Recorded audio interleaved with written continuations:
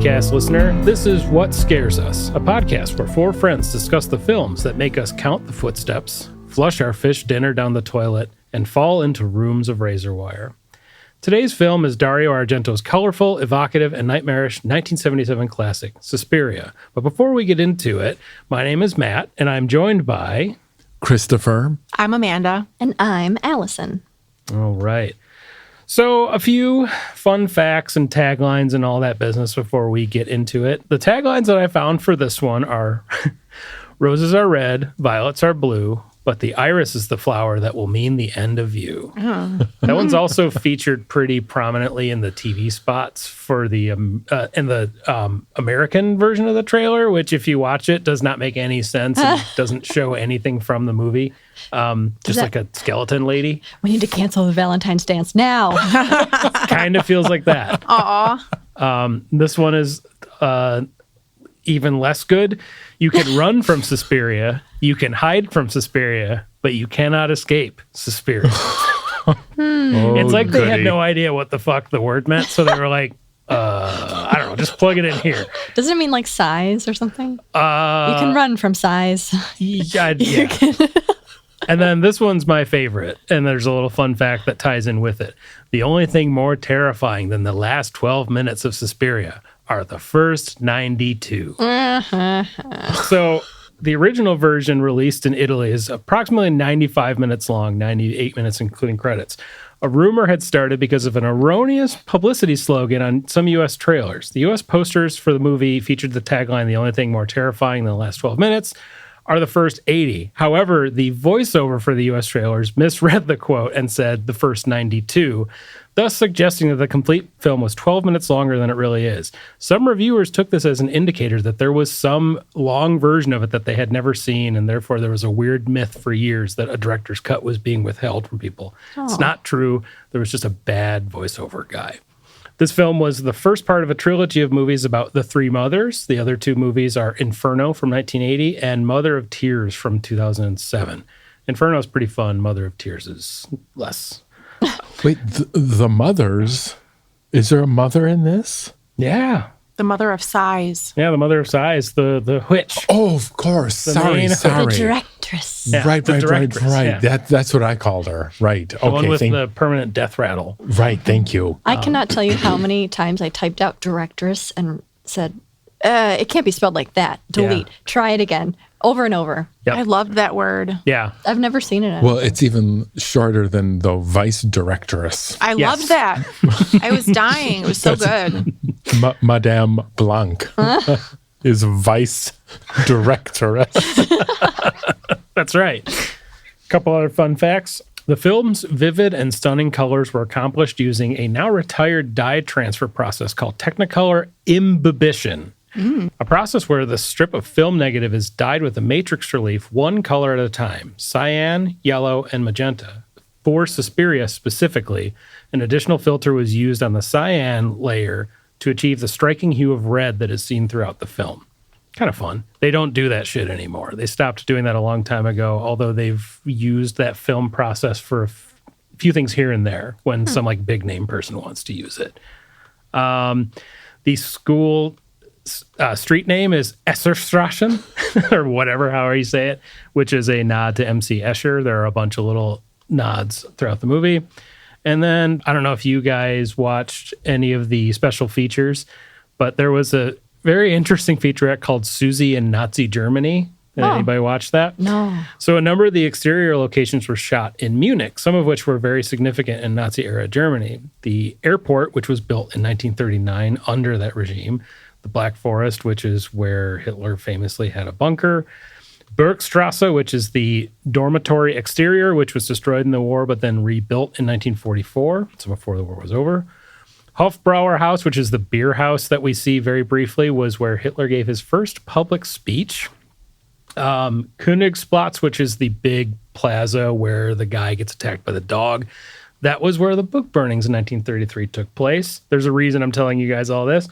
And then the BMW headquarters, obviously they produced vehicles for the war. That's where we met Udo Kier briefly, the psychiatrist.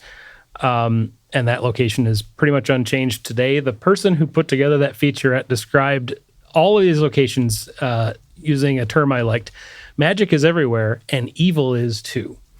So I think they kind of deliberately chose all of those places to make the movie feel a little more uncomfortable. I think it worked. Now, before we do the deep dive, I want to go around and ask everybody, what is your experience with this movie? Starting with Christopher. Well, I had seen this movie just once before, and I liked it, but this time around, it had a much, much bigger impact on me. I just can't believe the colors, the sounds, the story, the creepiness, the references to other directors that I'm sure Amanda's going to get into. And I just had so much fun. It was also way gorier than I remembered it too. Yeah.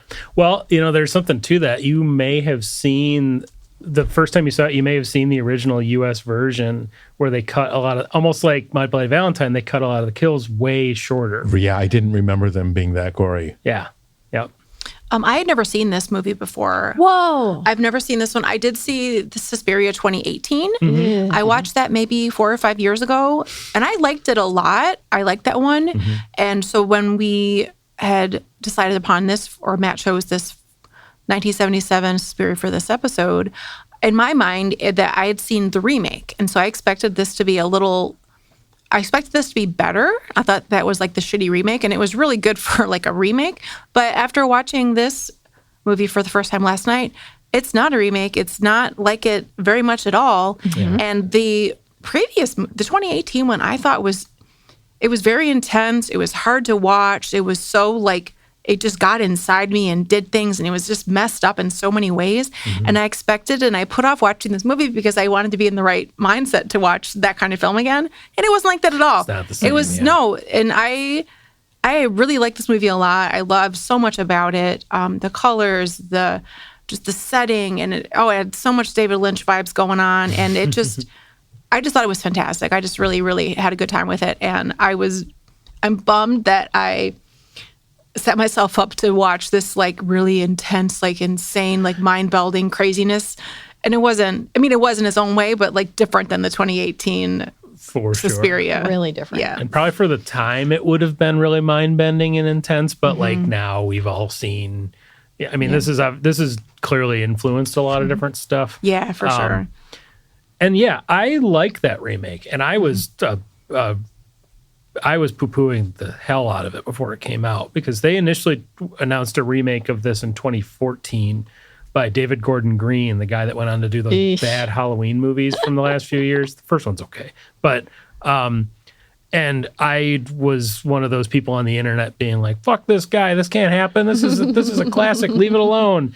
And then when they went forward with this one, and I was less familiar with that director's work, I forget his name now. Luca. Yep. I don't think I can pronounce his last name. I can't either. But I loved Challengers. I haven't seen that yet, and I want to. Oh. Because I liked Call Me By Your Name, and I hear good things about Queer, and I'm forgetting what his other movie is. I was obsessed with Challengers for like 3 weeks after I watched it. I love the soundtrack. Yeah, I haven't seen it. I do, but that movie was really good. Like the acting in it is so intense and so remake? good. Yeah, the remake. Yeah. Like with Tilda Swinton, and there's a lot more dancing in. I don't want to get too compare because there's two different. Yeah, they're two different movies. But it was intense, and there was so much darkness and. Yeah, the scene where she's kind of like being broken in the like split screen is so. Anyway, I loved that movie. It made me uncomfortable. I don't think, like you said, I don't think it's worth comparing the two. No, but I was very happy. Well, I liked 2018 a lot. Yeah. And this one as well. So, I'm glad to hear you as a quote unquote remake that is still, it hit the spot I think it still for you works as well. Yeah. I think it still works. It's just a different thing. I guess it was based on. Right. Loosely based on. Right. That's how this shit should be. But anyway. And Allison. Ha, ha, ha. Have I seen this movie before? I danced for 10 years. And I not only dance, I studied dance. These are all of my books. I did Cicchetti, which is the Italian version of ballet. And so we would get these like little books and you would study all of the theory of ballet. This is the first grade. Wow. She's holding up a tiny little book with beautiful little yellow highlights. Yes, this is from when I was in like maybe 5th grade. My handwriting's... Anyway, then after you study this for a year or 2, you show up at some random dance studio in Southeast Michigan for a test. You wear a black leotard, pink tights, nothing else, so that they can see the lines of your body. And you and all these other little kids from all around Southeast Michigan do all of the exercises from these books, and you're quizzed on all of the theory about dance and like what the French means and like all this stuff. Anyway, I was really into ballet. Sure. As a kid. But I was thinking a lot about this experience because it's going to like a dance studio you've never been with all these people you don't know. And there's like a table full of judges who like judge you on your answers and your technique when you're dancing. It's like a 1-hour test. And then you either pass or fail the test. And if you can only take it, I think, 3 times or something. So you can only fail a few times. If you pass, you can go on to the next graded level. But when you practice at your home studio, you dance to a CD, but there's a live piano player for the test. I don't know. I was thinking about this a lot. Sure. Anyway, have I seen this movie? Absolutely. Because when you're super into dance, you quickly realize there are 2 types of ballet movies. One, a teen romance movie, or like a step up, like, oh, I do a different type of dance and whatever. Or you have like this, Black Swan, Red Shoes, like the freaky deaky ballet movies. Yes, right. So I was super into this movie as a kid. Cool. And I was so into it, I saw it at the State Theater at like a midnight showing, which was really fun. Also, for what it's worth, I hate the remake. Really? I don't like it. No, I please say a little more.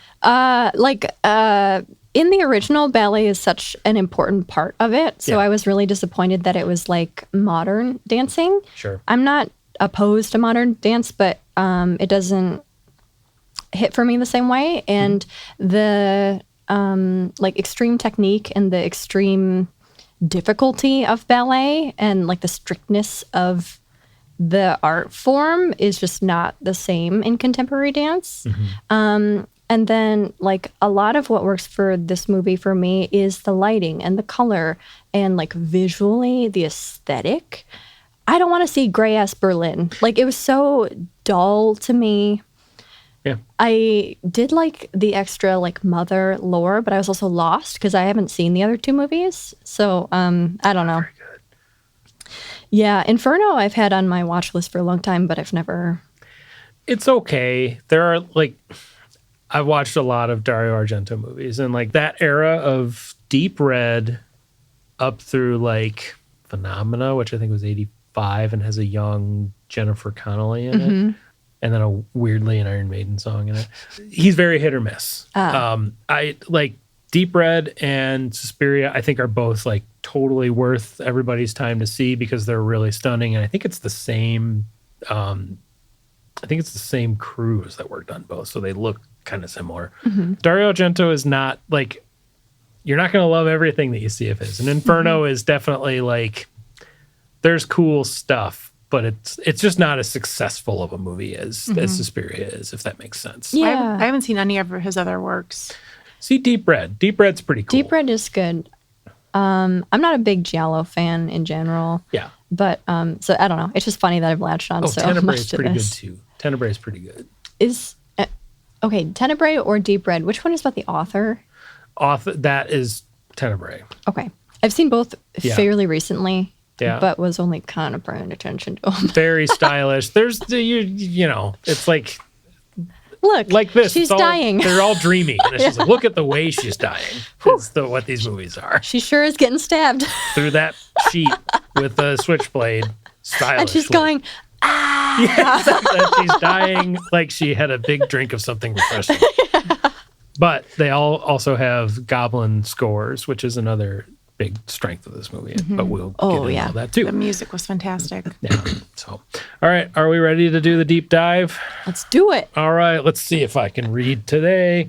A young American ballet student, Susie Banyan, flies to Germany to attend a prestigious dance academy. Leaving the airport, there's a torrential downpour and howling winds. She arrives at the school by taxi and witnesses a young blonde woman fleeing the building in a panic. Susie hears her shouting to someone just inside the door of the school, but thunder obscures most of her words. Susie talks to a woman on the school's intercom, but they refuse to let her inside. Susie gets back into the cab and has the driver take her away. We then join the frightened woman, Pat Hingle, who flees through the woods to a friend's apartment in the nearby town. While alone in the bathroom, she becomes transfixed by a pair of shining eyes outside the window, and an arm smashes through the glass. She's pulled out of the window onto the roof, seemingly, stabbed numerous times, and then hanged by a cord as she falls through a beautiful stained glass skylight. Huge pieces of glass and metal that break out of the skylight fall onto Pat's friend, killing her by impaling her body and her head in numerous places. This opening section is so great. You're immediately like, the bright, vivid colors are everywhere. They're almost distracting. I didn't get into this, like my first experience with this movie. I've said this before about a couple of things. I think one of them was, it might have even been The Fog. When my buddy Andrew and I graduated high school and we were between college, he had moved into the dorms at Markley, and I was like just finding a place to hang out with him on a regular basis. His roommate hadn't moved in yet, so we just would go to the video store and rent like piles and piles of horror movies and shit. And we were watching it on this, I'm not even kidding, 10-inch television, tiny little 10-inch television with like terrible colors, built-in DVD player, like the least effective way to see any movie. Is how the first time I saw Suspiria was on that little tiny television and that little maxed out mono speaker. But even on that, I was shocked at what it looked like. I had not seen a movie that looked like that. I had not heard a movie that sounded like that. The score was baffling at first, like howling and thundering and stuff. Anyway, I was just as taken with it when I watched it for this episode, because I watched the recently remastered by, I think Synapse is the name of the studio that did it. They remastered it from like a 35 millimeter reel that they found. How the fuck that happens, I don't really understand. That they found in Italy somewhere that was like the complete uncut version of it and restored it from that, which is now I think what is regularly available and what's available in our collection. Yes. Okay. That makes sense because I had watched both. I started with the Blu-ray and then because I only have access to my TV sometimes, wasn't able to finish the Blu-ray. So I restarted it on Prime. And like you were saying, the gore was like so much shorter. I felt like I was back in My Bloody Valentine again. Like, wait, like wasn't it? I remember. Okay. Yeah. That's too bad because it's not that the edited version's like worse because there's like all the nuts and bolts are still there. But man, you miss out on some really fun shit. Well, they stab poor Pat so many times. So many times. She's got a giant hole in her chest. And they stab her naked heart. She should have been dead like at the first stab, and she's still like, That heart shot, I just like, it just makes me say, hell yeah, when you see it. Because it's just, they were just like, does this look real? Who gives a shit? Let's make it as red as possible. Stab her right in the heart. I loved it. For me, like the whole opening scene, I was already drawn in, like with the atmosphere, her walking through the airport. You instantly, the pops of red are already there. You see that girl running through the door, the way that it's rainy, the quality of the sound, and then that cab driver and the ride and the trees and the lighting, the quick little shots, like the crispness of everything.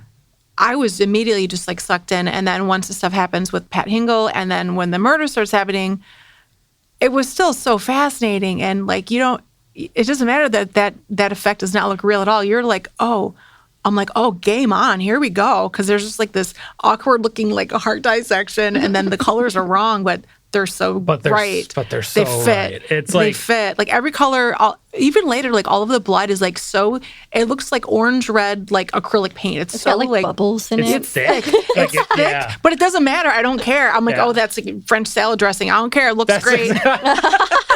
Yeah, some Exactly. Catalina.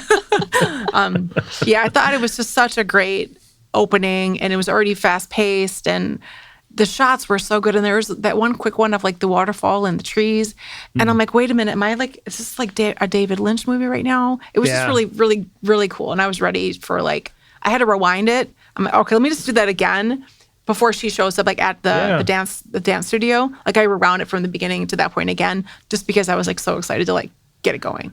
It's like, I don't know how many times I've seen this movie now. It's at least a dozen. There's being able to like sit and already knowing what happens and kind of the sequence of everything, focusing on how much the camera moves, how much visual interest there is at all times. Even something like the emphasis on that door mechanism in the airport, it almost looks like a stabbing in a weird way. Yeah. And there's no reason to show that other than just like to ratchet up this tension, because you're hearing that. You're hearing the wind, you're hearing the rain, you're also hearing some semblance of the score at that point too before But it stops every once in a while, which is Yeah. also so jarring. the silences in this movie are something that I hadn't really noticed until this viewing, and they're really effective. And they tell you, like, there are a lot of tells with the sound design where it's just like, okay, the main theme is playing, something evil is about to happen. He just said witch really loud in the score. We're about to see a witch. Yeah. And she's got really hairy arms. Yes, There's she a really, does. because the silence, and this is my first viewing, and I did notice the silences because the music was it was loud and it was very important to what was going on screen for me as a first time viewer. But when it got quiet, it wasn't just like quiet, it was like silent. It was there's one negative. There's later on in the movie, there's one that was extra long and extra quiet. I don't know how you can rate how quiet is. Yeah. But it was so long, and like there was literally nothing. I think my house was just quiet, like the furnace wasn't clicking on, But it was so effective and amazing. That's the way to watch this movie, as dark as you can get it and as loud as you can get it. My little puppy did not care at all when I rewound When Evil Lurks 50 times to watch that goat get his face blown off. No reaction. Yeah. Hated the soundtrack of this. I kept having to turn it down. Yeah. I had to turn it up to hear the dialogue. And then every time the music came in, I had to turn it down because she was like so sad. Oh, yeah. So upset, so scared. Aw.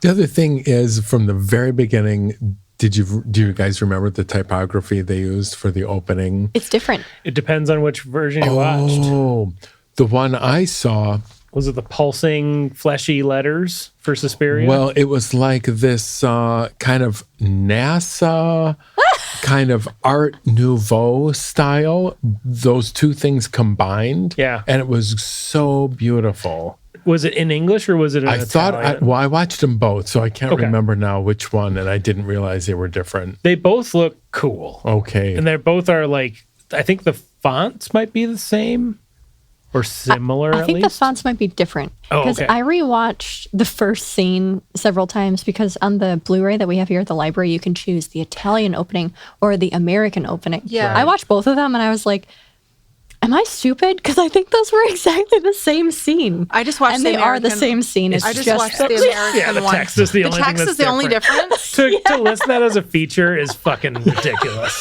Well, I thought the other one would be like in Italian or something. Yeah. Yeah. Well, and like for the version that screened in North America originally, like the word Suspiria shows up as these like bubbly, fleshy, pulsating letters. And I think they're called that in the special features. Maybe. Doesn't really matter. Supposedly the end scene was also different, but of course I didn't finish the Blu-ray, so I don't know what it is. And I think that could just be that it's like instead of calling the band Goblin, they refer to them as the Goblins. Oh, Aw. Like little differences. it's a little bit cuter. That makes them seem cute. They're just little guys, just goblins. Yeah. Goblins are I so like that. adorable.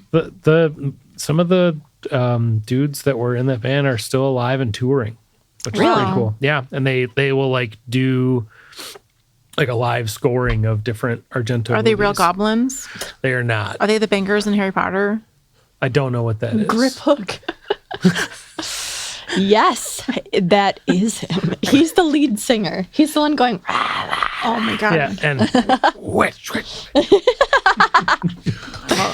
wow, do we need to remake the soundtrack? Doesn't everything about this opening just scream 1970s satanic something? totally. Yeah.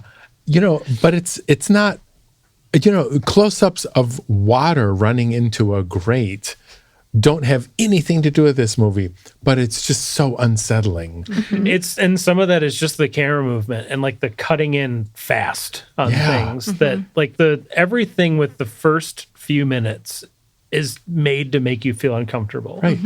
But the decoration too inside Pat's friend's apartment. Oh my God. Every room. I know. It's like, I want that. Just the foyer is crazy. And I thought, could I do this to my house Oh my without gosh. Tyra noticing? Without her noticing? There's I no don't think fucking so. way. Too many patterns. Too many colors. She walks in. Something's different in here. It's like it's all red. I even wrote coolest Geometric. foyer of all time. And that I love the stained glass. Stained glass is cool. I love when her head is sticking out Yes. and you can see like the close up on her face. Looks Yeah. sweet. She looks spooky. I'm having a thought now. What's that? Why was there a noose? Why not just So- let her fall? Yeah, it's like and they even like they show you the cord, the cable, whatever it was, like pulling the staples out of the wall. It's a pretty elaborate setup. You already stabbed her 55 times. We just right. Well, it's like I was reading a lot of threads about this movie on the internet, and of course, the internet is a terrible place. Of people that are like mad about that. They're like, that doesn't make any sense. And it's like, but the whole point of this movie is that it all kind of operates in nightmare logic and like it's meant to look like, I mean, part of why it's shot the way it is and the colors are the way they are is to replicate like a dreamlike, or I've also heard it referred to as an acid trip. I don't think that Argento has ever said that. I think that's been retrofit on by internet bros, probably. I think so too. I never got that vibe, but I No. read something like that and I was like, oh, I guess that makes sense. Maybe, but it's just like, I don't know. I bet that they're probably like, God, this is going to look cool. Let's do this. That's exactly why Yeah. you have a kill. They're already dead, and part of it is the presentation of the dead body, or like the action of the dead body in motion. Like if you think about, like if you have a serial killer who has killed a victim and they tie them up in a certain way or hang them in a certain way, it's like a present. And not that I'm saying that they did that for this, but I didn't even think twice about the noose. That was just like part of the art of how do you display the body. And it happens so quickly. Like, you don't have a lot of time, especially if you're watching it for the first time, to process what is happening and why. You just suddenly see her hanging. Did you notice how she doesn't bounce when she falls? Yeah. She comes straight down and stops. Which kind of makes it look more frightening. Yeah. It's really cool. But also, one thing I did know is that like her feet did not look like that of like a ballet dancer. Her feet looked really nice. She was too new. She was too new. Is that her problem? I don't know. Because they had the close up of her feet at the end after she's hanging. Yeah. Her bloody feet. Well, more about the ballet in this movie later. Sure. All right. Well, that was my immediate like judge. I loved a great kill scene. The red walls are great. So fucking grand. Like her feet are not those of a ballet dancer. Those are my notes so far. There's no reason the cabbie couldn't understand Susie. Oh, What I the know. fuck? But Oh, Escherstrasse. yeah. Strasse means street. So he's Yeah. literally just saying Right. Escher Street. Yeah. It's like, oh. And she's definitely saying it right. Yep. It's just Sounds like totally fine. It's just adding more to the like she is out of her element. She is uncomfortable. Everything is working against her already, including that guy. Oh, one thing that I did have is I wonder if the eyes outside the window scared people back when this aired, because It didn't scare when this me. premiered. No, but like back in '77, would those have been scary? I don't know. I don't know. I was looking It for looked like cat's eyes I was to looking me. for something Yeah. else in the window, something more menacing, and I saw the eyes glowing. You see eyes glowing later too. Yeah. That one actually I think is a different little more scene. effective. It is because it's like farther away. And it's very subtle Yeah. later. Yes. But, Yeah. it also adds a different color. If you were scared by this movie in 77, write into us. Everything was scarier back then when you were seeing it because we haven't been desensitized and ruined by seeing every single thing. Yeah. We've been blessed by many, many, many more decades of cinema watching and for cinema creators out there.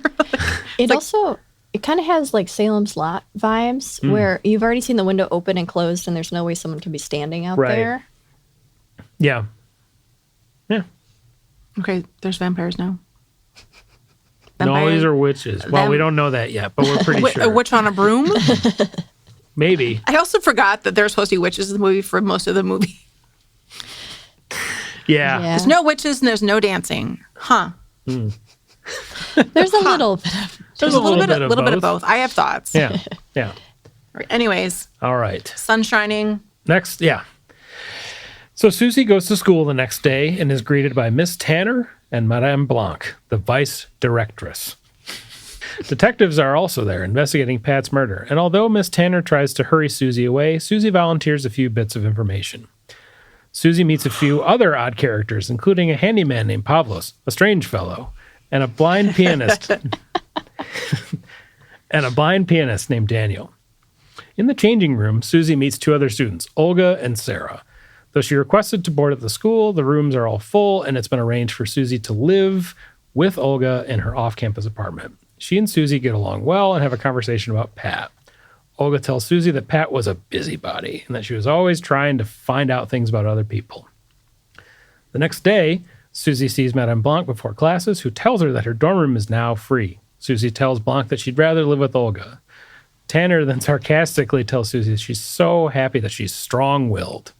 Mm-hmm. On her way to class, Susie passes by a cook who is sitting in the hallway with Blanc's precious little nephew, Albert. The cook is polishing something silver, maybe, which reflects a beam of sunlight at Susie, who immediately begins to feel ill. Confusing scene. In class, Miss Tanner keeps pushing Susie to dance, and Susie passes out, bleeding from her nose and mouth. The school doctor then puts Susie on a restricted diet that includes cheese, fruit, and a glass of red wine. Susie also finds that she's been moved into the dorms without her consent. Her dorm room is now next to Sarah's, and the two become friends rather quickly. As the girls are getting dressed for dinner, hundreds of maggots start to fall from the ceiling.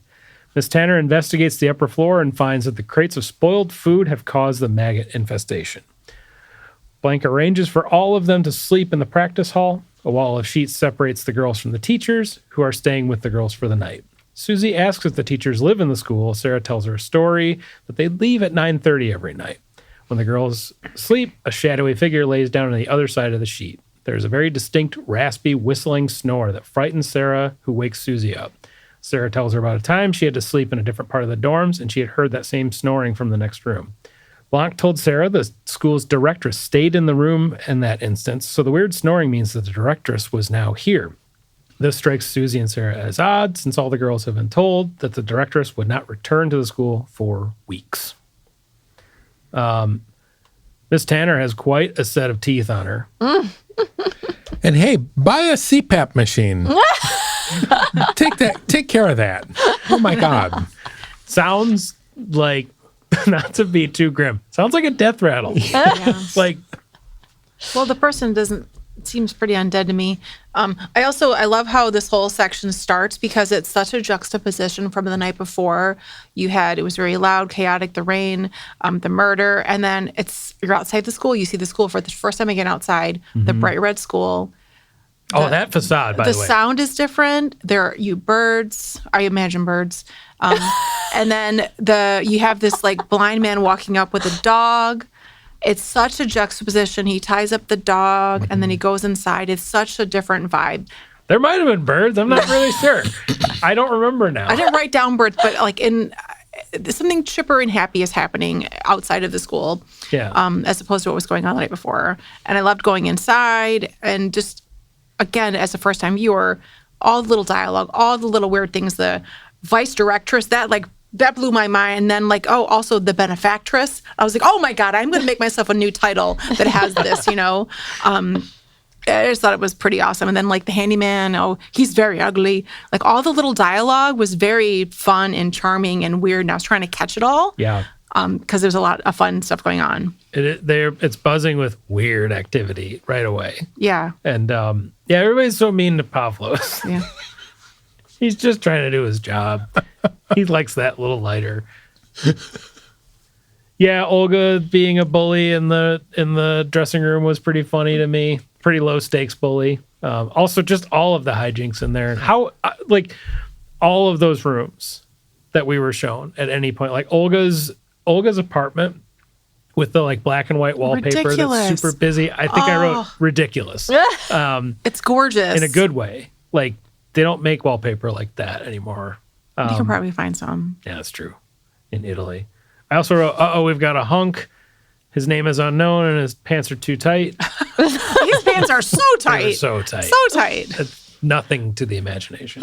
That didn't strike me as odd in the ballet world, but Sure. a lot of his behavior did. Yes. Like his little kissy gestures when he was lurking around. The little wave down Yeah. How old did you guys think these folks were? The girls?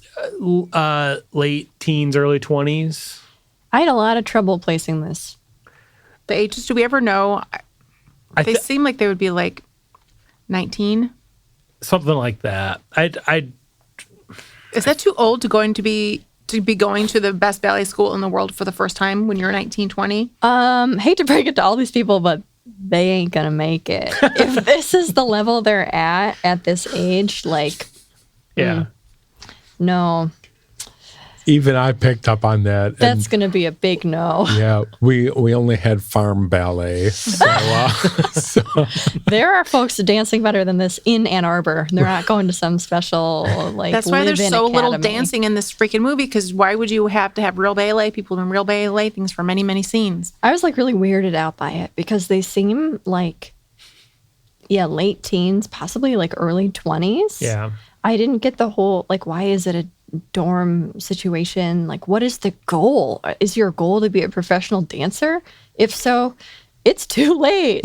You're way too old to have this skill level and think that that's going to, But then I think I read something on IMDb or something where originally they were all supposed to be like 12 years old and they kept a lot of the dialogue the same. Yeah. That made a lot more sense to me, especially some of the like group sleepover dialogue. Yeah. Right. Whew. I did. So I had like an errant memory when I was watching. I was like, wait, I think Allison has like a background in dance, and like, Oh, yeah. So I wondered aloud, like when they are first in that practice room and they're all just kind of dancing, it kind of seems like they're all just doing whatever. Yeah. And like, does that happen? Where they're just like, you know what? All right, everybody do whatever you want, and I'm going to walk around and figure out if you're any good. No, not usually. Yeah, I didn't Sometimes there's figure like not. a 5-minute warm up period where you can kind of do whatever. Yeah. No, you can tell that nobody who does ballet was involved in this whatsoever. Because there's also a scene where the dancers are like moving while the teacher's talking to them. Yeah. That's a super no. That Really? culturally, that's like a really like rude thing to do. When your dance teacher is speaking to you, you're supposed to stand there. You're not supposed to move, not even mark. You're supposed to be looking at them and you're supposed to be silent. And if not, like you're going to get your ass called out in front of everybody. Wow. So yeah, there's like a lot of little things like that where I was like, eesh, Yeah. this is Dario was interesting. not, he didn't have 9 daughters in ballet. I don't think so. 9 daughters. it does make more sense that these were originally children because that whole tongue versus scowl battle. Yes. Like there's a lot of like really that's little childish shit. kids. Yes. I loved it. I know. It's so funny. Oh, when she's hissing like a snake in the locker room? Yes, when Hiss? she comes over and is all weird to them. Yeah. That would make more sense to me if it. Yeah. Like once I read that somewhere, even if I don't know if it's true or not, but I was like, that makes a lot more sense. And I also want to see that movie because 12-year-olds being stuck in a dormitory without very many ways to escape, that's more terrifying to me than someone who looks like they're 20. Just leave. Sure. Yeah. Yeah. Yeah. I'm sure that they would have had a harder time being like, we're gonna string up this 12-year-old. Yeah. We're Doesn't- after they're stabbed a whole bunch. Yeah.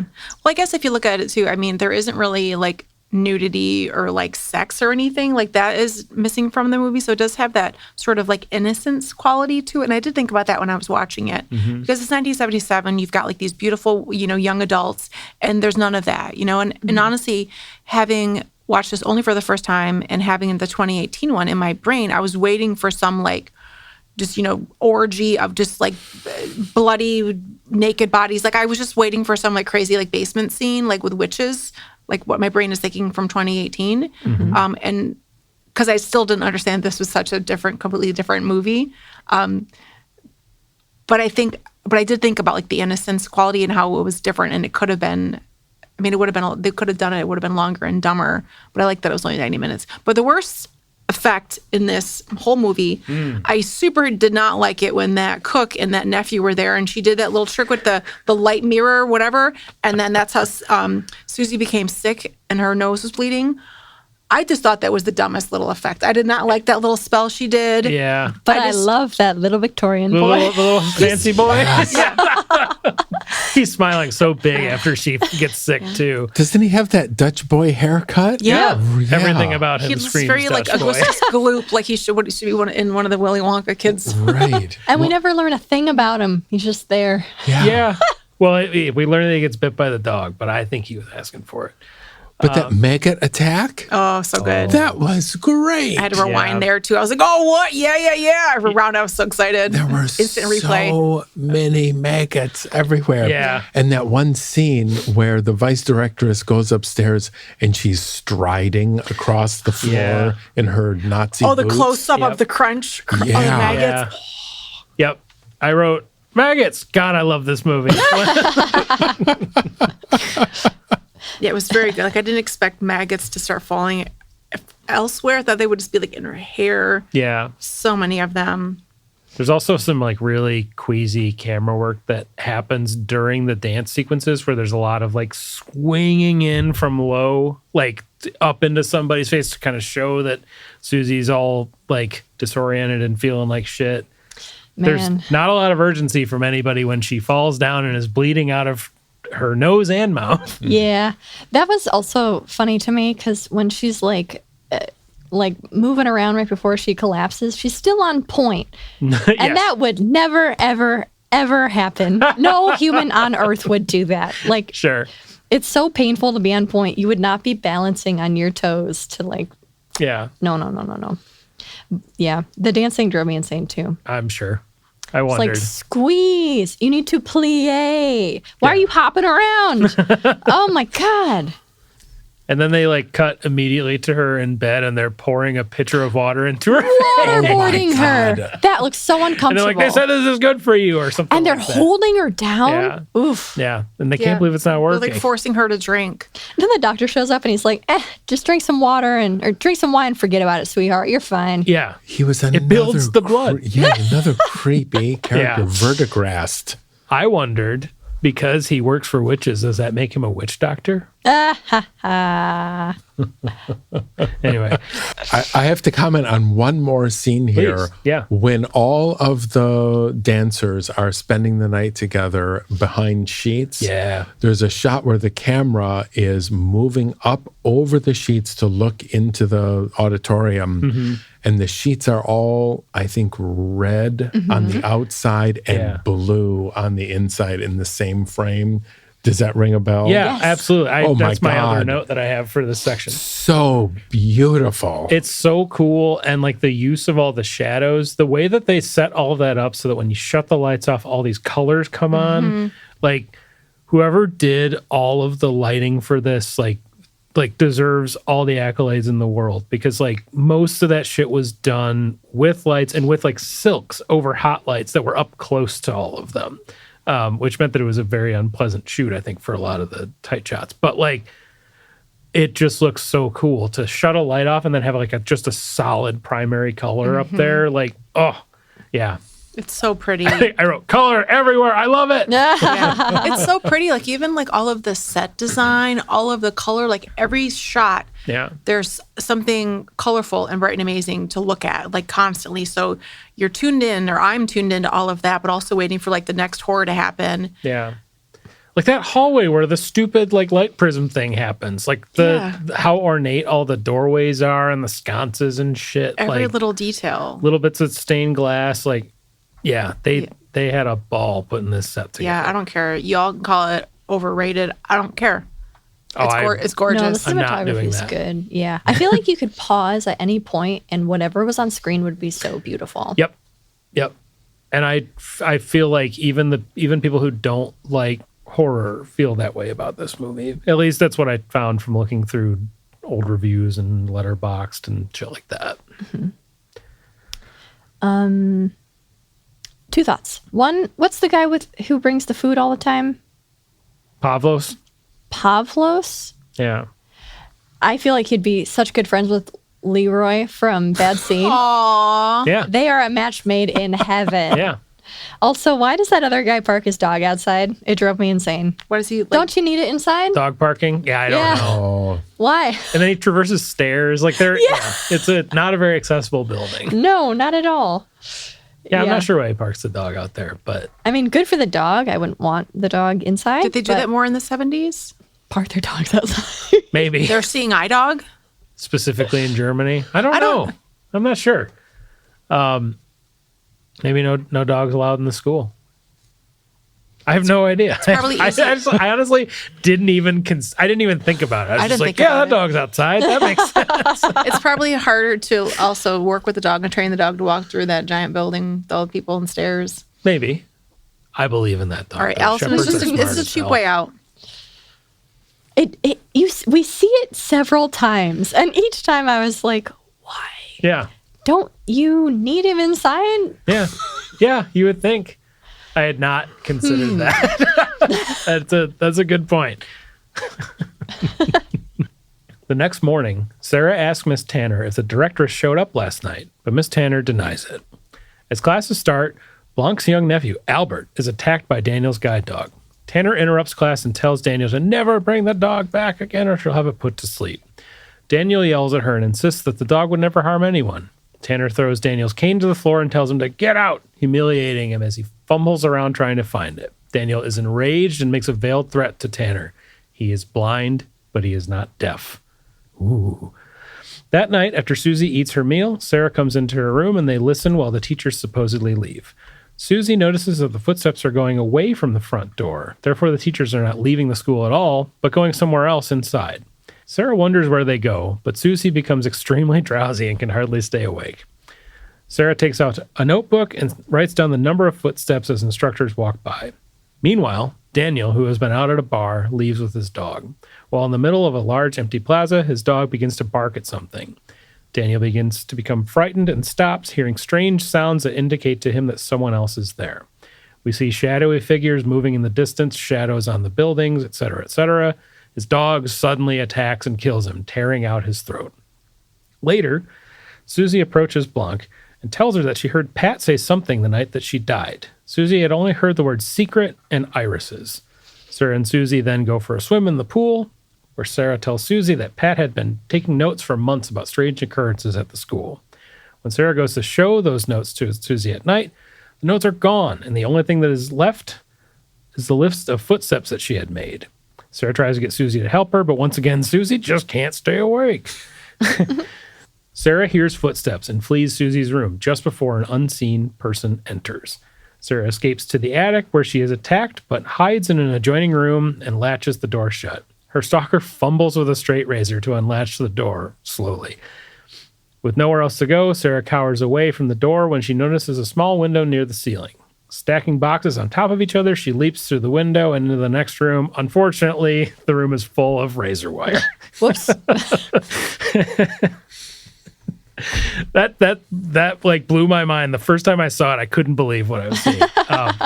She tries to escape to an open door a few feet away, but keeps getting tangled and cut even more by the razor wire. Ouch. Just as she is near the door, the killer slices her throat. I don't know if that is the cooler kill or the first one in this movie. It's hard for me to say. They're definitely like, they're both like top 10 in all of horror movies for me personally. Yeah, I can't imagine anything more nightmarish than falling into a room of razor wire. Yeah. Not falling, jumping. That's true. Leaping into the room. Yes, that's Yeah. true. Well, it's unexpected. Yeah. Like I would not have Yes. expected that. I'm like, that's a great, I mean, number one, great booby trap. Two, whew, not a good way to die. Yeah. Or just to lay down there and be cut up and cut up and cut up. Who knows?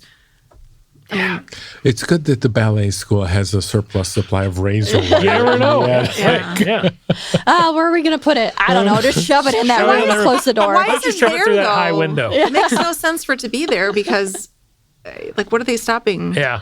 I mean, this movie works Yeah. via like phantasm rules. Yeah. You know what I There's mean? no, yeah, It's there's like- no why. Right. Yeah. Yeah, pretty great. This is another instance in not just horror, but in cinema in general, where the dog definitely knew that something was amiss, and that's why he bit the kid. And he was right. Albert, we find out later, definitely deserved it because he was in on all this shit. He was a witchy little boy. I don't know for sure. Maybe I missed it, but I feel like this scene may have been missing in the Prime version I It watched. is. Yes, It's I don't missing in the remember this American at all. version. Which Yeah. one, the dog bite or the The dog wires? biting the little kid. Yeah. Oh. I didn't see that. The dog biting little, like that whole sequence for whatever reason just isn't in it. So later when he's killed by his dog, it's like, why did this happen? Yeah. Yeah. I don't know if maybe there's just a bunch missing, but starting from Daniel dying to the rest of the movie, there's all these weird, like, sharp cuts Yeah. where, like, Susie's doing something and then she's, like, asleep. Or, like, and it's confusing. Like, it feels like we're missing something or we're, like, I don't know. Like, I started to think maybe it was, like, the timeline from Susie's perspective or, like, it was just really, really strange. If that's the version that you saw on Prime, like it's definitely cut up. Okay. And it's missing like extended sequence. Like it'll be missing like the back half of a scene, but also just like there are chunks that are just gone. That Yeah. they decided to cut for like, I think probably they were like, oh, a kid getting hurt. That's, no. So they took that out. Specifically, because I watched the beginning of both movies on Blu-ray and on Prime, the Blu-ray version, the death scene, like specifically the friend who has like the L-shaped metal thing through her at the very beginning, Yeah.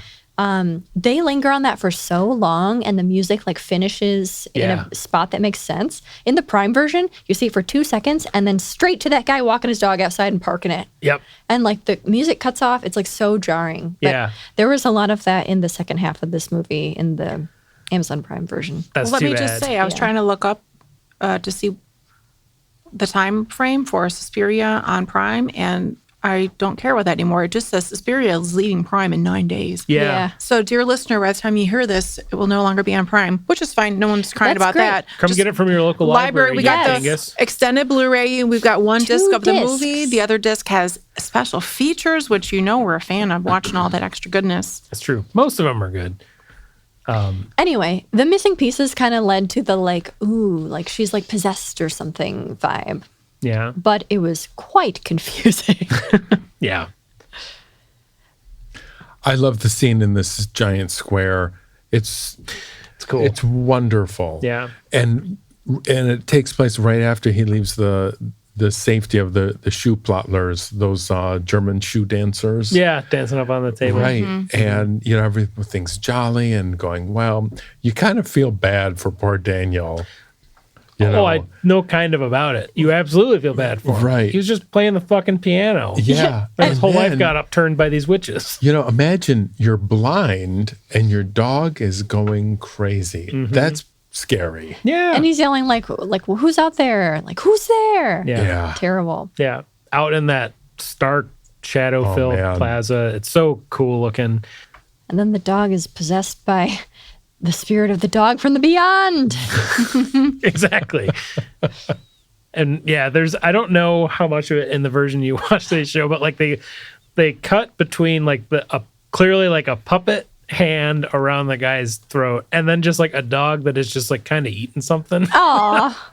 A good dog having like a meat treat of some sort. There's a lot of stringy sinew that dog is going after, and they really play up on that. Yes, they do. It's great. It's good. It's nice. Yeah. Also, good on you for knowing any of these characters' names. In my notes, they are main girl, roommate number 1, roommate number 2. That's how I'm gonna be honest. That's how it started, and then as I was tightening up all of the sections in my notes and stuff, I needed to fill in names because I just kept writing Italian guy, other guy, blind guy, weird guy, When you Susie. you guys were like, Pat? Who the hell is Pat? Pat Yeah. Engel. Yeah. Oh, of course. You know. Yeah. I am usually pretty terrible about this stuff in terms of names. Well, roommate number 2, I love all of the scene of her Sarah? trying Sarah. to wake Susie up. Yep. When I found out Susie's name, it was like a eureka moment for me. It's like, yes, I've got one person. But Sarah running away, the whole thing is so captivating. And I feel like this movie does such a great job of putting you in the character's shoes. And it's just all dread. That scene is also cool because it's reusing the windows that are over her doorway that arch kind of, they're weird shapes. We see that at one point earlier on to indicate someone is in Sarah's room. So when they're in that room together, she's trying to wake her up and shaking her, and then those lights come on over there. It's oh shit, somebody's over there. The lights also change when she leaves. The green light follows her, and then a shadow moves in. Cool. Yep. It's super cool. I think I even wrote cool lighting transition to green when she shuts the bulb off. Susie sleeps like me. She's out. Susie's being drugged. Yeah. So Something's in that wine. yeah. At one point in my travels of reading different people's takes on this movie, they were they're giving her blood. I didn't get that from it. They're Blood doesn't leave such a greasy stain in the sink. Yeah. when you there's no tannins in blood as far as I know. It definitely changed color between her glass and being dumped out in the sink. Yeah. I just thought that the wine had drugs in it. Yeah. That's why she was asleep. That's a heavy pour, too. That's an Olive Garden pour they were giving her, all the way up to the brim of the glass. When you're there, you're family. Sorry. Yeah, this is where I had noted the main theme. Whenever the main theme comes back, it's clearly there's going to be something witchy that follows that. Before then, they play that really dissonant, really jarring one that starts with I haven't even been able to figure out what instrument it is. And you can't hum it because it's so dissonant. But if anybody has seen this movie, you know exactly what I'm talking about because it's the thing that made your dog upset, I'm sure. Even though we know there is a coven of witches somewhere on this property, that before we even watched the movie. Yeah. That has been told to us. I'm still, even in the movie, I'm not waiting to find out where those witches are. The lack of witches and sorcery for me, that is so non-existent in this movie. Mm-hmm.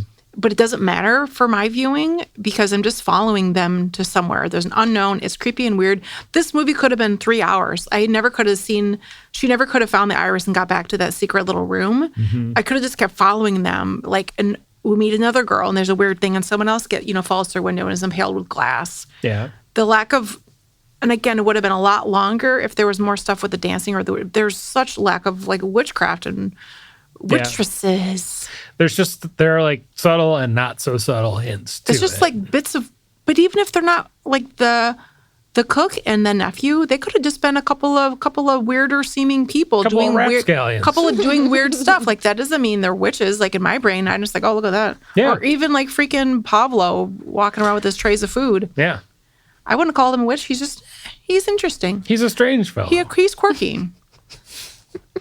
I don't know. It's not it's not a detractor from the movie, the lack of witchness, but no, it's so small. Yeah.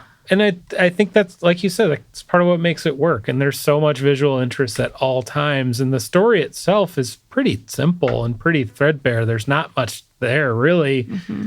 But they introduce these little, games of telephone between, Sarah and Susie and other students there were I heard that this was happening. Yeah. And, so then you start thinking about that, but then something else weird happens. Yeah. And once you get further down the line, there are more of those hints and little things.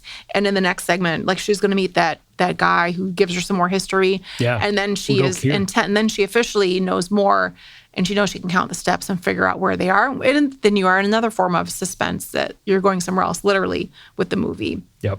In this chunk, so I made a note of every time the goblin score said witch.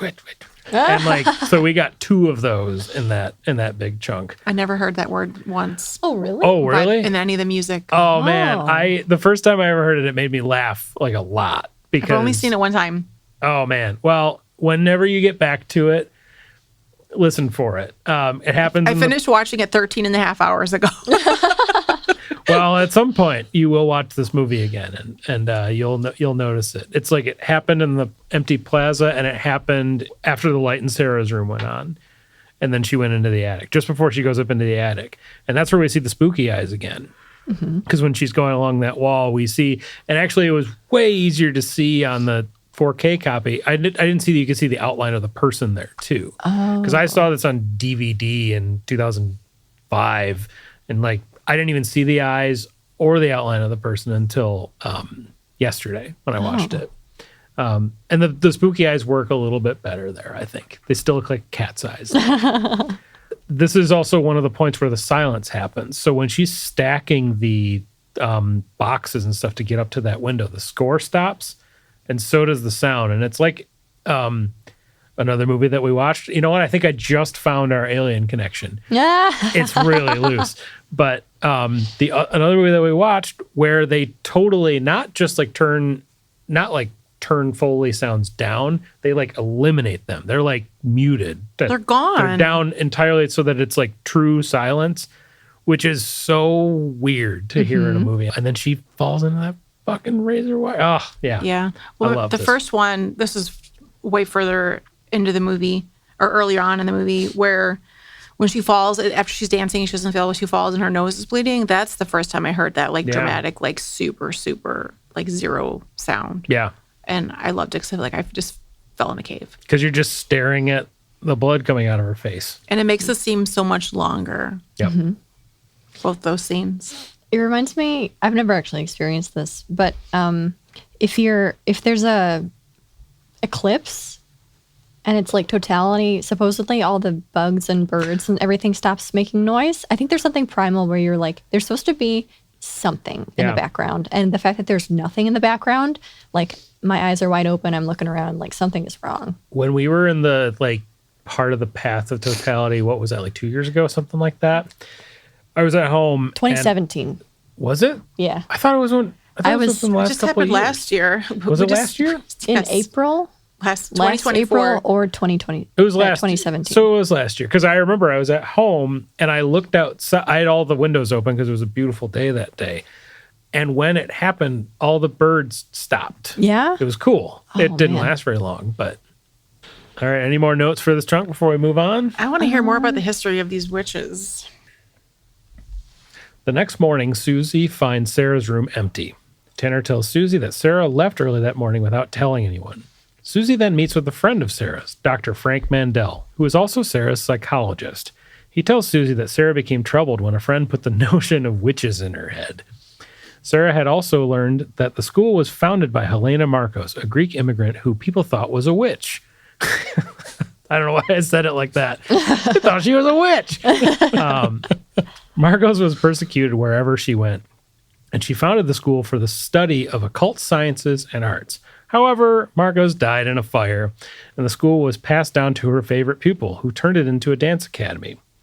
Susie talks to a colleague of Dr. Mandel who specializes in witches, Professor Melius. Melius explains to Susie that witches are negative forces that can change events to do harm, and their primary goal is to gain personal wealth that can only be achieved by injury to others, what I think is a confusing explanation.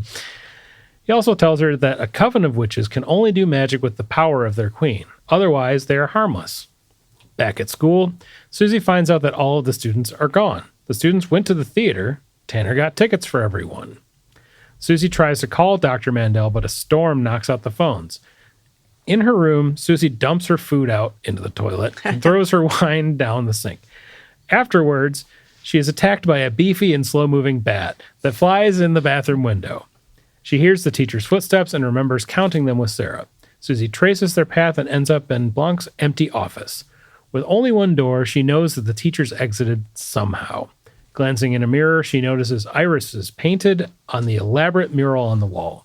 Suddenly, Susie remembers what Pat was saying that night that she arrived at the school. The secret. I saw behind the door 3 irises. Turn the blue one. A funny thing to say when you were panicking. Yeah, why didn't you just pause on the step and look at Susie in the face and say, I saw this? Let me tell you what I discovered. She's just like running and it's raining and Susie can't hear anything. Yeah. This was seemingly in my stream of conscious notes where I figured out that the hunk was in on it, along with everybody else. I love how all these professors are just hanging out, standing outside to chat about witches. Yeah. But did you guys get the vibe that they were in on it too? The 2 guys. They weren't professors. These so-called The mental psychiatrists, health professionals. The 2 guys. Yeah. I didn't think that. It read to me like kind of reductive, like let a man explain it to you. Yeah. Like, Yeah. which, yeah. The part that I thought was odd is that Frank is saying, oh, witches, that's just all in your head. And then he says, let me introduce you to my buddy over here. Who doesn't think He's that? like, Who's like, listen up. It's called a coven. The queens are 100 times more powerful. And he just starts speaking Latin. right. Yeah. And he's totally into witches and explaining how they're real, they cause real harm and all this other stuff. It's like, these 2 are a real pair. Right. Yeah. Yeah. Well, he references Professor Emilius's book, Paranoia or Magic. Believe me, it's the final word on the subject. Yeah. So I appreciated that one little quick dive into history. A little bit. And there were some cool shots that were happening there. I wondered aloud how the hell they kept the camera out of the window in that reflection shot. I couldn't figure it out. You'd love to find this. It was pretty neat. And I also wrote, witches want money, apparently. Just weird. Same. And the thing is, like, that all of those scenes outside of that BMW headquarters with Udo Kier and all that, there's so many weird camera angles. And it made me think of, so unfortunately, for the listeners, like, David Lynch passed away not long ago. Very, very sad. There is a quote from, I think it might be his last appearances in The Fabelmans, the Spielberg movie. I don't know if any of you saw that. I did see it. I loved his appearance in that. His appearance in that is so good. And he has this, I'm going to butcher this quote, and I'm not going to try to do an impression of his voice because you shouldn't, unless you can do a really good one. But he says, horizon at the top, interesting. Horizon at the bottom, interesting. Middle, boring as shit. Which is, and he's supposed to be John Ford, I think, in that. Yeah.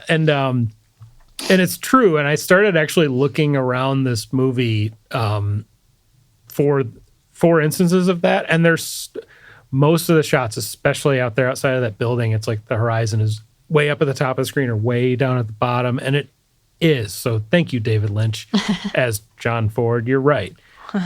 I love this fat ass bat. He was so slow. He just wants to hang. Yeah. I love the way she killed it, though. It was a good method. Oh, I didn't. I love how he just flops on the ground towards her like his batteries are running out. I'm going to get you. But, yeah, I was really upset, actually. There was no need for her to kill it. Like, it's already under the thing. It's good. You can just leave. Yeah, I put it on You're a not trying to blanket. hang out It here doesn't know what anyway. to do. Yeah. She's like, gross. Yeah. Yeah. So Dumb. The scene where she is exploring the vice directress's office and she runs into that room. Oh my God, that wall is full of painted doors. Yeah. It's so That cool. is so beautiful. Yeah. It's Oh awesome. my God. I was laughing because I have a note about how it's like MC Escher doors and flowers and Yep. did not like put the beginning thing together at all. I had no idea. Apparently, it's like if you look all around the movie, there are all kinds of little like Escher nods, just like in terms of patterns on the wall and stuff. And yeah, obviously the most obvious one being in her office. And That's cool. There was a quote that I felt the need to write down from her conversation with the two weird guys outside. Bad luck isn't brought by broken mirrors, but broken minds. Ooh. I think that's coming from Udo Kier, the one who's like, witches aren't. That's in your head. You're nuts if you believe in witches. And then here's my friend that believes in witches. That's also where we learn the name the Black Queen, which I think is cool. Mm-hmm. Mistress of Magic. I'm feeling a little ripped off because in the Prime version, you see Susie talking to the mental health guys or whatever, and then it just cuts to her being back and her walking around. Yeah. There's just like nothing.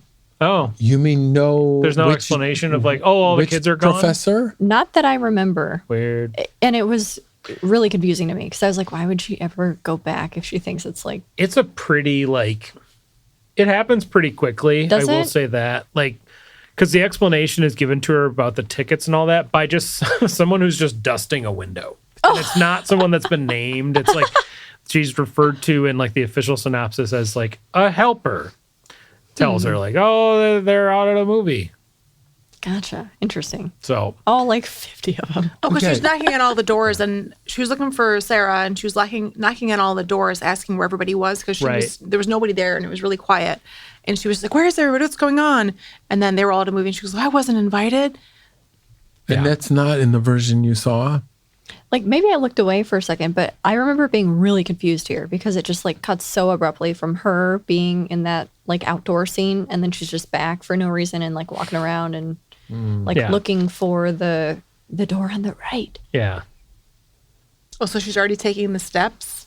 Yeah, she's just like, yeah, it was confusing. So it sounds like you missed the scene where she was banging on doors trying to find people. Finds out they all went to the movies. And then she goes to her room and picks up that piece of paper. And then she's like, oh, I've got the steps. I can figure it out. Yeah. And then she goes in the bedroom, gets the piece of paper, and then she's counting the steps in the hallway. That's where you picked up on? That's a lot to miss. like maybe I'm misremembering You it. see her but flush the fish down the toilet? No, what Wow. fish? Well, don't do that. Her dinner. She Oh, is flushed that the why fish my intro made in no the sense to cheese. you? She flushed her food down this toilet, and Yeah. then she dumped the wine in the sink. Yeah. All of that? I don't remember any of that. Well, That's a great I scene. assure you it happens.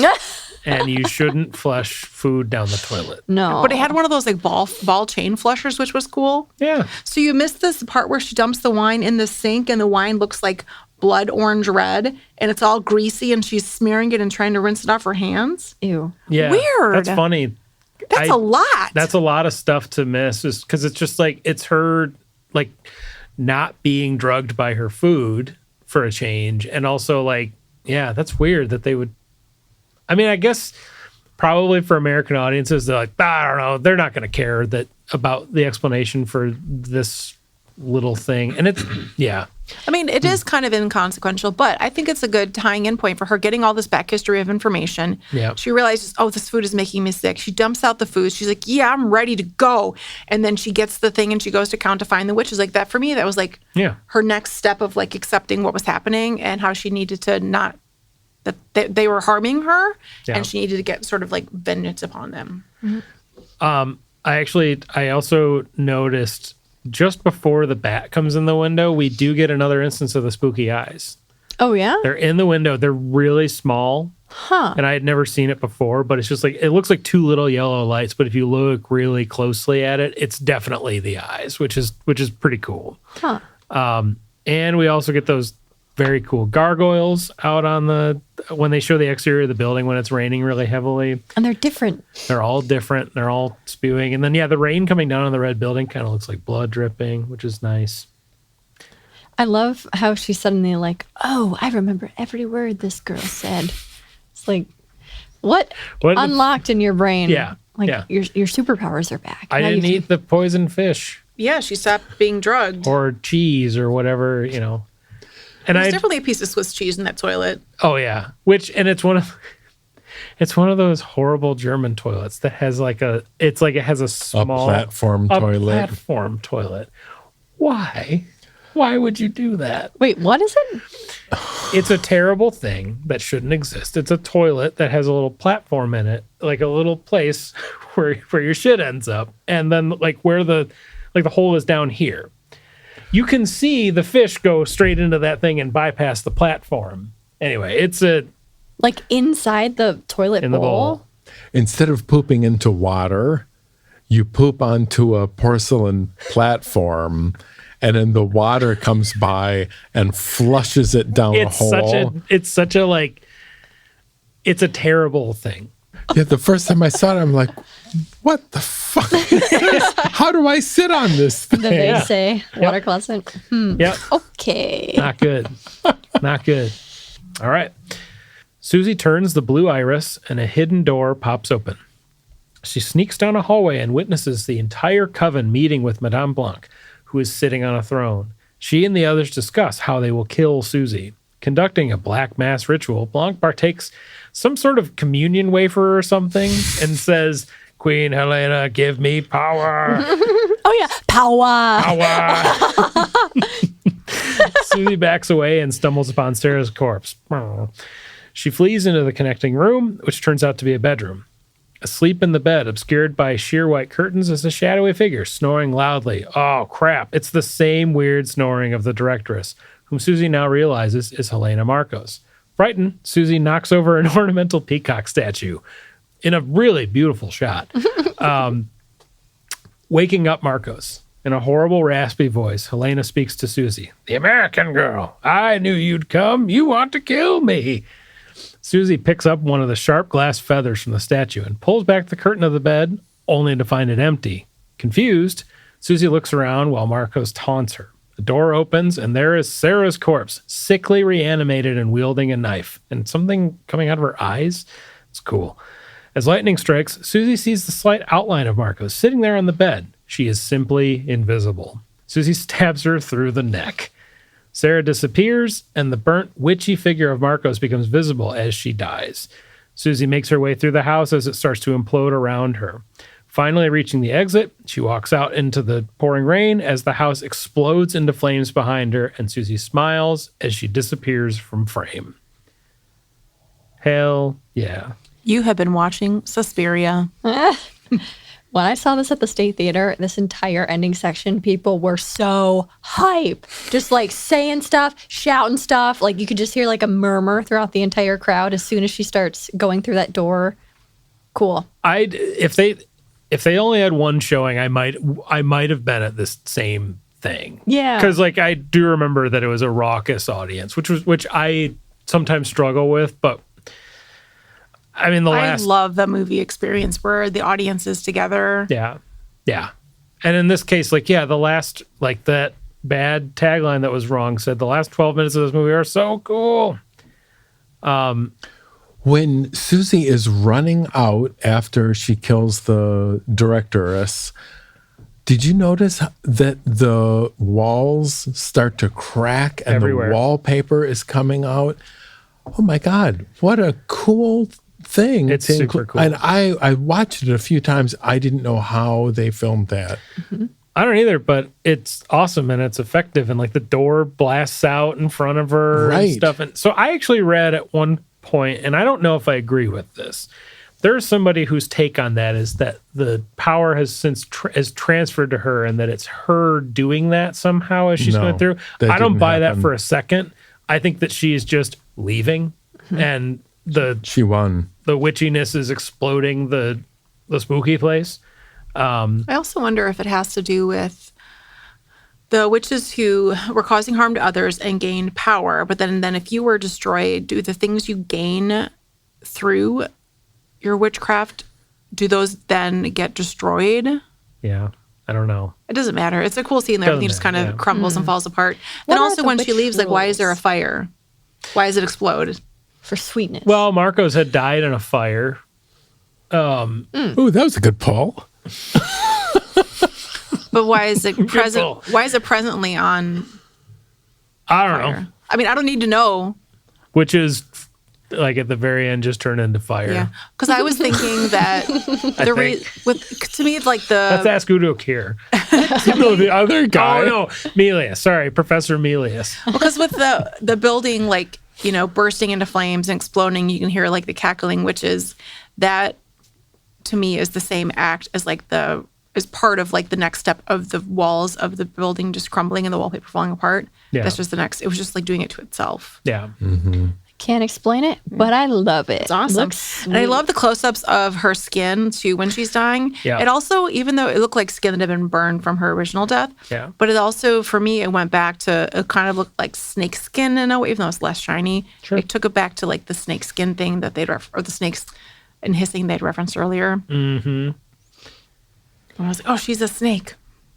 There's a part where the music has like crescendoed, so it's almost unbearably loud. And then Susie finds some random ass side door and goes inside and it's silent. Yes. That is the exact experience I had watching Eraserhead for the first time, Oh. where I took my headphones off because Jordan was saying something to me and I realized, oh, I have been so anxious for so long. Took these off, instant relief. Yeah. I stopped watching the movie. I was like, I don't need this in my life. What am I doing? That is fair. So, among everything else that's going on in this part of the movie, I think one of my favorite bits is that peacock. You walk in there, seriously. Yeah. It is so Art Deco. Yeah. Those crazy colors, and it's of such an era. And then it's plays such a pivotal role Yeah. at the end, too. Well, and when it falls and it shatters, and then you follow those like balls that are rolling across my the God, room. That's such a right. cool shot. Yeah.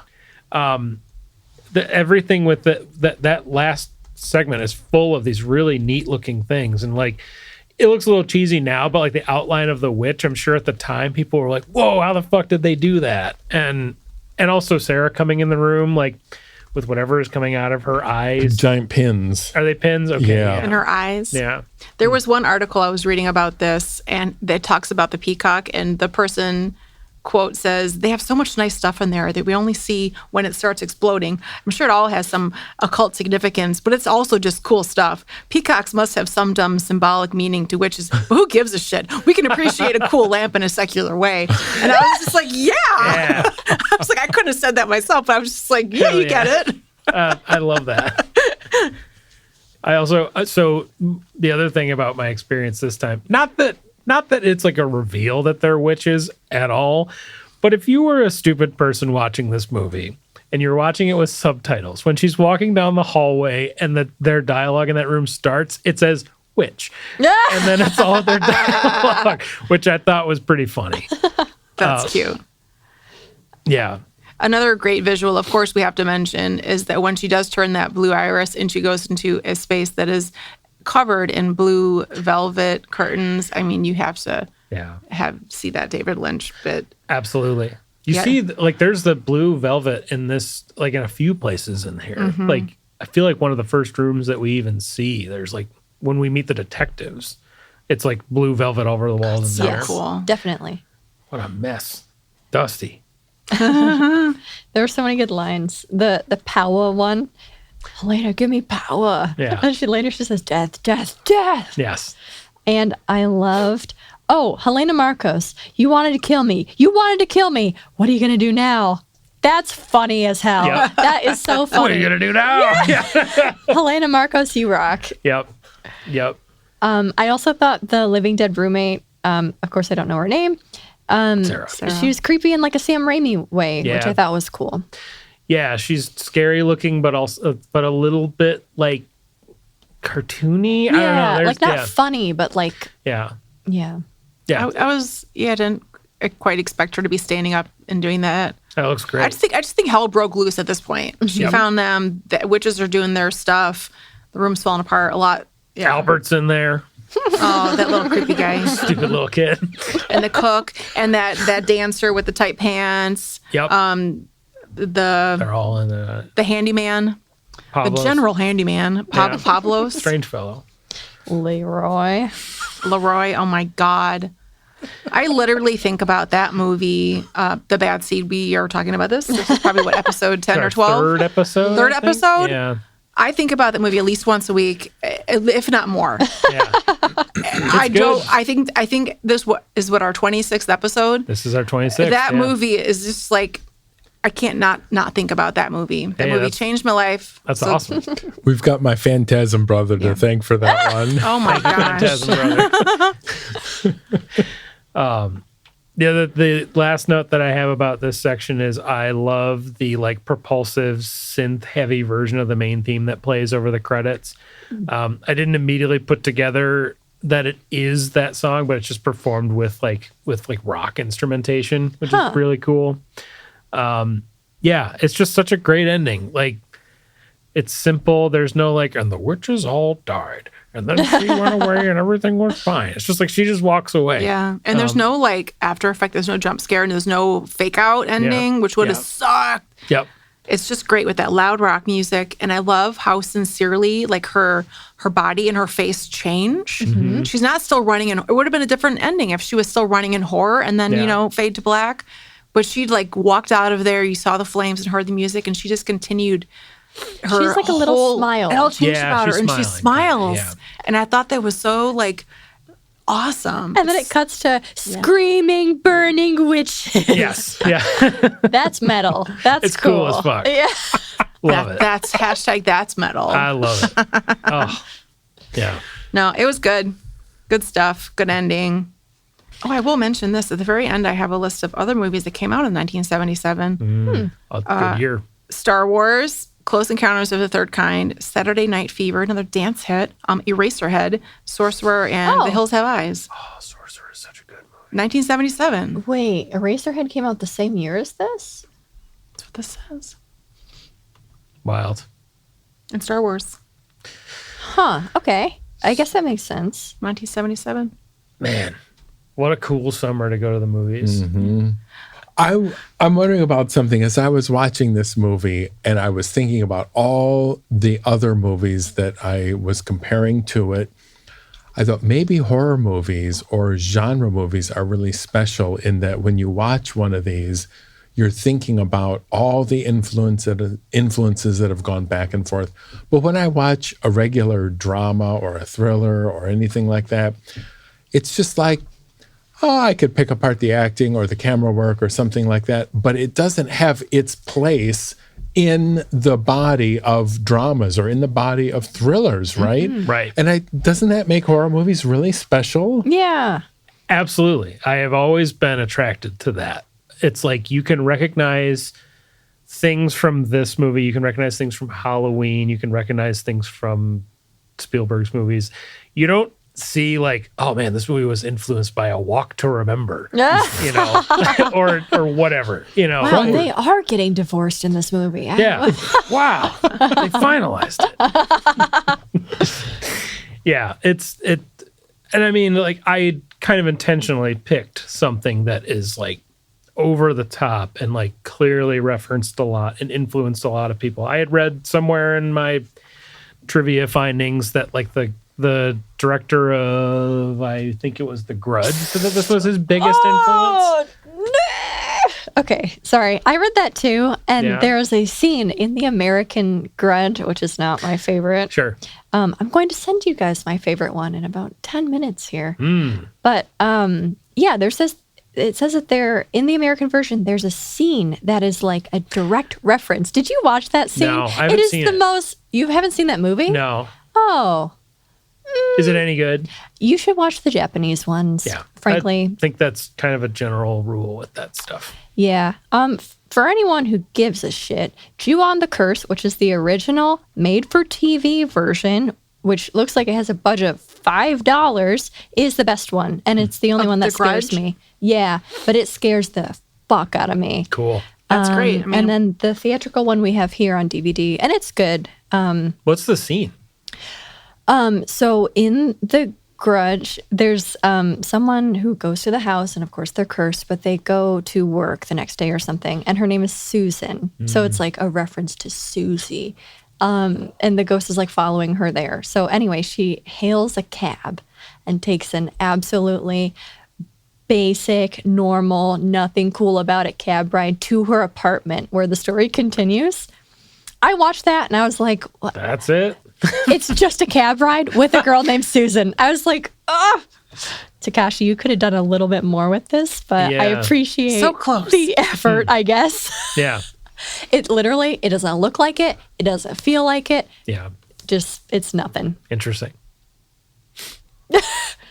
Yeah. Good thing you saved that for the American version. Yeah, it's like, I don't know. What I found in looking at the trivia about this movie is that it feels like people just made shit up. And people tacked a lot of meaning onto this, and I don't think there was a ton of meaning to this movie other than like, look how cool this looks. But that's part of why I love it so much. It's really good. Yeah. Well, with that said, who wants to go first in scoring this bad boy? I'll go first. Okay. I really like this movie. Again, first watch for me, it was a win. Visually, I like the tone, I like the storyline. I'm not going to try to poke holes in any of it. I can't think what I would change. I think so many elements just really hit all the sweet spots of what I'm looking for in a movie. It was creepy. So I'll give it an 8 out of 10 for the movie ranking. And then for the old scare-o-meter, I don't think this movie was particularly scary. It did have some nice, gory, good, wrong-colored blood scenes, which I thought were so good. The kills were very well done. And it was very suspenseful and dark and moody. So even though I wasn't particularly scared, I think it definitely had me on a higher alert than the casual mediocre horror movie. This movie is not mediocre; it's better than that. But I'll give it a 2. I'll give it a 2 out of 5 for the old Scarometer. But yeah, great film. Glad I watched it. I will probably watch it again at some point. I'm kind of bummed I didn't watch it sooner, but I kind of thought it would be like the 2018 one. As far as tone goes. Yeah, I don't think I'm going to, drop into watching a bunch of Dario's films, but this was cool because I hadn't seen it. And this is one people always talk about of movies you need to watch. So thanks a lot, Matt G, bringing us out. So while I was watching this, I was thinking of a lot of other movies. Of course, David Lynch, but I was also thinking about Black Swan and Neon Demon and even Clockwork Orange. I think partly the era, but also there was the dance scene that really made me think of Clockwork Orange as well, and a lot of other movies. I'm going to give it a 9 out of 10. Really had a lot of fun. I'm so glad I watched the full version and not the Amazon Prime version. Yeah. Just the sounds and the colors and everything. So much fun. And I'll give it a 1 out of 5 on the Scarometer. Nice. Yeah. The one thing I'll say about the Prime version is there's a sort of gauzy quality to it, which is missing in the 4K restoration that I missed. And actually, when I started watching the Prime version again, I was like, this is the movie I remember. I'm going to give this a 10 out of 10 because I love this movie. It's good. I like the dreamlike quality, and it doesn't make a lot of sense, but I think it's so effective. The music and the way it looks on screen just work perfectly together. And then for Scarometer, I don't find this movie scary at all, but I'm going to give it a 3 out of 5 because the tension works for me every time. I don't know. It just makes me really it's so anxiety producing for me, even though I know what's going to happen and how it's going to end. But especially there's something about the score and the weird, breathy quality in the background that I think is really effective and very cool. So That 10 out of score. 10, 3 to 5. I think the next time if we ever do a podcast together again, we should have a Scarometer. Then we should have a Scorometer where we rate the score. Oh my gosh, missed opportunity, Scorometer. Because this movie We got to start over. This movie would bounce off the charts for a score. It was just great. The Oh, sound. man, the Scorometer. God, we had some good ones, too. Yeah. Well, Allison, I feel like you maybe read my notes because I, too, am giving this a 10 out of 10. This is one of my favorite horror movies. I feel like I am perpetually chasing the way that I felt the first time I saw this movie, where I didn't know what was going to happen, but I didn't care. I wasn't trying to guess the whole time because it was it was telling me in such a unique way, and it looked and sounded like nothing I had ever seen before. You don't get that experience very much, especially with modern horror movies. And even watching it now with my 12th, 15th, whatever viewing of this, it's still, like you said, the suspense really works on me in it.